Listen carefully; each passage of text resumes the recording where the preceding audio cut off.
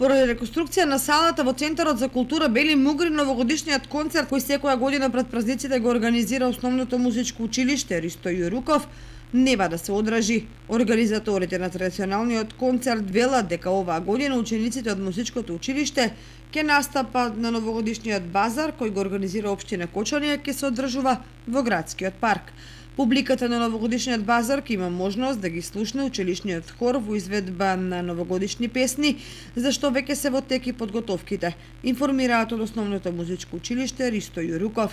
Инаку изминативе 2 години поради ковид кризата учениците и професорите од музичкото училиште новогодишниот концерт го одржаа онлайн без присуство на публика поради рестрикциите кои што беа на сила. Новогодишниот концерт на Основното музичко училиште Ристо Јуруков представува символ на општината и истиот континуирано се одржува 21 година поред. На него настапуваат сите ученици вработени во училиштето, како и надворешни соработници музичари, и со новогодишните мелодии и песни ги најавуваат највеселите и најубавите празници во годината.